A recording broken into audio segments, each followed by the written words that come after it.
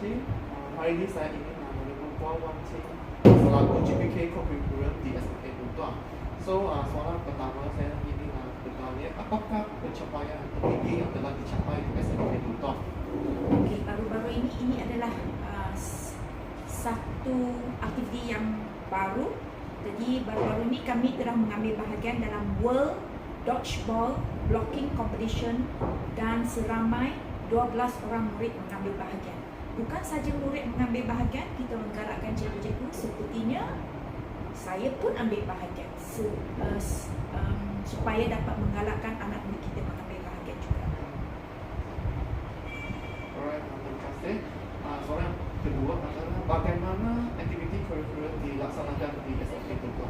Okay, untuk SMK Tuntwa pelaksanaannya ialah pada hari Rabu, iaitu 7.40 hingga 9.10, iaitu selama 1 jam 30 minit ataupun 90 minit, kami mengadakan satu break satu sukan. Di sebelah petang pula pada hari Rabu, iaitu hari yang sama, mulai 3.10 hingga 3.10 hingga 4.40, iaitu selama 90 minit, kami akan mengadakan kelab dan persatuan ataupun bersarang seli dengan unit pasukan badan unit beruniform ataupun unit pasukan badan beruniform. Unit pasukan badan beruniform. Alright. Soalan ketiga adalah apakah program atau aktiviti latihan yang telah dilaksanakan bagi meningkatkan prestasi pelajar dalam kurikulum sama ada di dalam sekolah, kelab atau sukan? Baik, selain menjalankan aktiviti pada waktu yang ditentukan iaitu pada hari Rabu pagi ataupun petang, SMK Tuntwa juga mengadakan aktiviti ataupun program merentas desa, kejohanan sukan olahraga, perkemahan, hari kurikulum dan karnival satu week satu sukan, dan baru-baru ini ataupun dalam proses adalah hari sukan negara tingkat sekolah.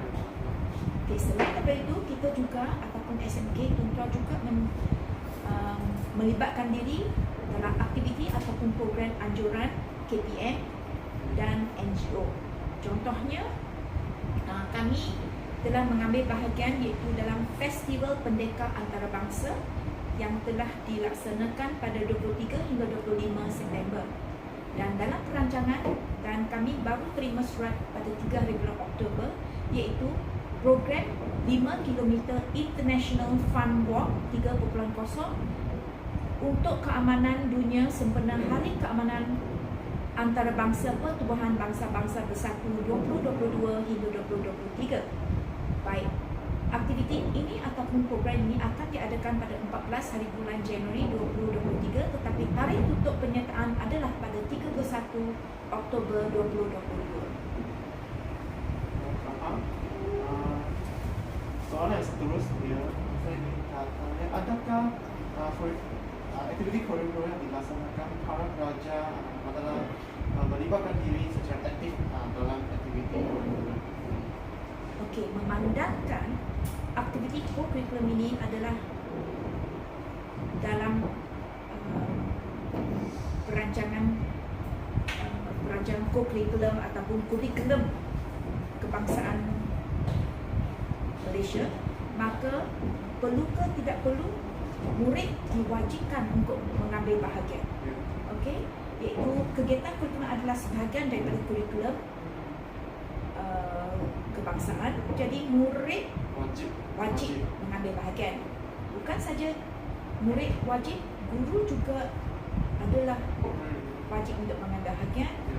Dan dasar utama ataupun yang baru iaitu mengenai penyertaan beramai-ramai di kalangan murid.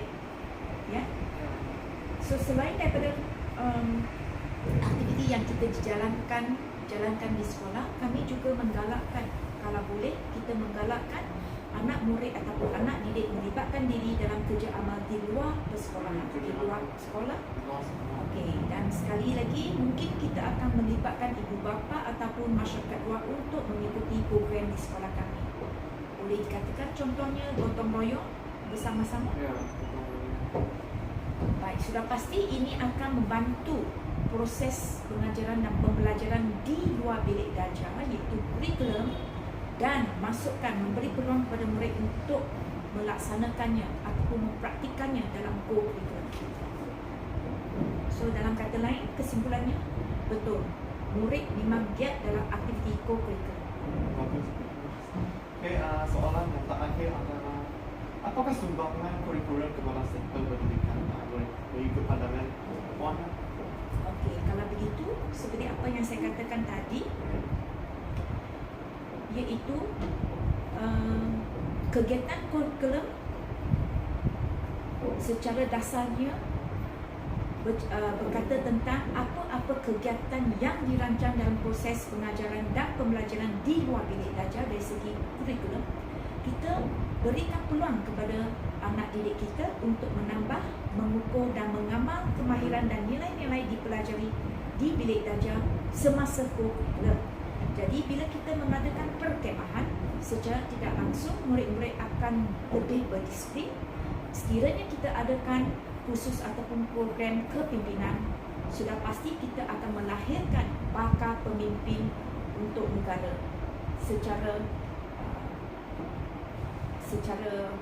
macam mana di akhir pengajaran secara keseluruhan.